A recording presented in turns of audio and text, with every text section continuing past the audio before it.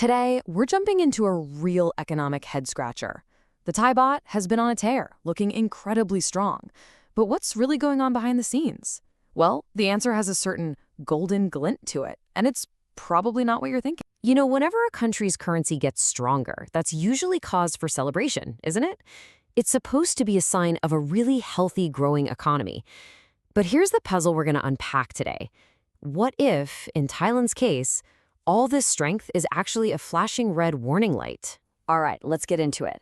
On the surface, the baht looks like an absolute star. But the moment you start to look under the hood at the country's actual economic engine, you realize pretty quickly that things just don't add up. And here it is, the heart of the problem.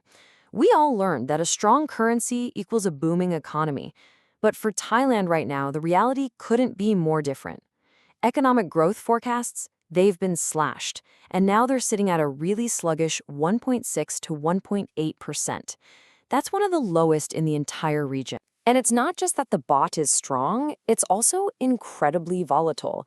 It's appreciated really fast against the US dollar, sure, but its price swings have become way wilder. We're talking a jump from a normal 6 or 7% volatility all the way up to a choppy 9 to 10%. That makes it one of the most unpredictable currencies in the area, and for businesses, that kind of instability is a real headache. So, if a healthy economy isn't the reason, what is pumping up the baht? The answer, and you might not believe this, is gold.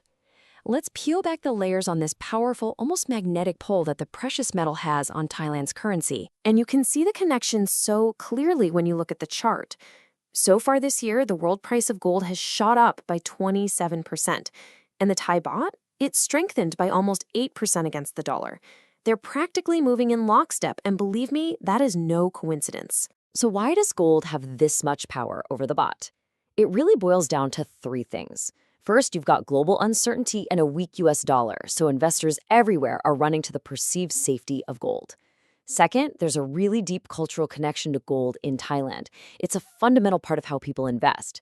And third, we're talking about huge volumes here. Thailand's trading makes up about 2.5% of the entire global gold trade. That's massive. Okay, so we know what's happening and why it's happening. But what about the how?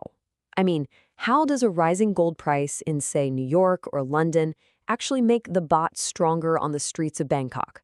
Let's walk through the mechanics, step by step. It all kicks off with this simple but really powerful formula. The price of gold that you'd see in a local Thai shop, it's basically the world price in US dollars multiplied by the dollar to baht exchange rate. This creates a direct, unbreakable link between the local price and what's happening on the global stage. So here's the chain reaction. The global price of gold spikes. Right away, sharp Thai investors see a chance to make a profit, so they decide to sell their gold.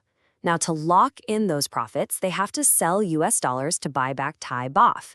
And when you have tons of people all trying to buy baht at the same time, that massive demand pushes its value up.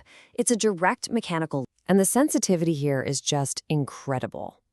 Get this. For every tiny 0.1 baht swing in the exchange rate, the local price for a standard unit of gold can jump by more than 122 baht. That just shows you how much even a small currency move can blow up profits or losses. And it forces traders to act fast, which creates these huge currency ripples. And this really gets us to the heart of the problem. The baht's strength isn't natural. It's not coming from a strong, healthy economy. It's more like a beautiful illusion, which leads to a very fitting analogy. One analyst summed it up perfectly. They said the Thai economy is like being dressed in a fine suit, but being sick on the inside. On the outside, you've got this impressive-looking, strong baht, but underneath it all, the economic fundamentals are really struggling. And this slide really lays out the two sides of the coin. On the one hand, you have the shiny exterior, a baht being propped up by outside forces like soaring gold prices and a sinking dollar. But on the other hand, you have the grim internal reality. Exports are weak, GDP growth is low, household debt is sky high, and people just aren't spending enough money. Now, this kind of artificial strength has very real consequences.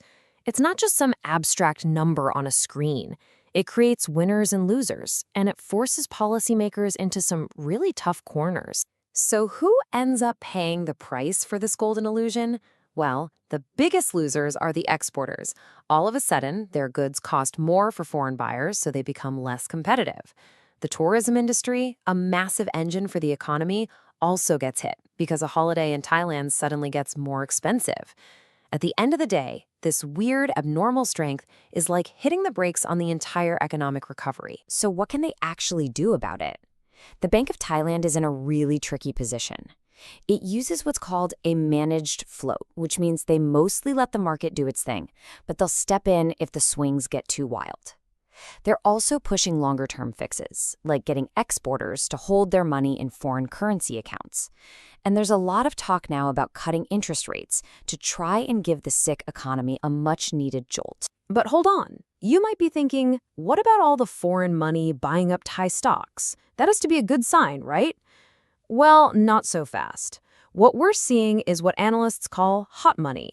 This isn't a broad vote of confidence in the whole economy. It's fast, opportunistic cash jumping into a few specific sectors where stocks look cheap. And that money can and will flow out just as fast as it came in. Okay, we've gone through the global forces, the local mechanics, the ripple effects, the whole shebang. So what does all this complicated stuff actually mean for you and your finances? Here are 4 key things to keep in mind. First, don't just assume a strong currency means a strong economy. Always look beyond the headlines. Second, if you are investing, be picky. Look for solid companies with good fundamentals. Don't just ride a wave of market hype. Third, diversify. It's more important than ever to not have all your eggs in one domestic basket. And finally, stay plugged in. Policy decisions and trade news have a direct impact on the market right now. So we end up right back where we started with a really complex question. The glitter of gold has certainly given the bot a beautiful shine. But is this a golden opportunity for those who know how to play it? Or is it actually a gilded cage, trapping the Thai economy and stopping it from making a real fundamental recovery? That is the billion bot question.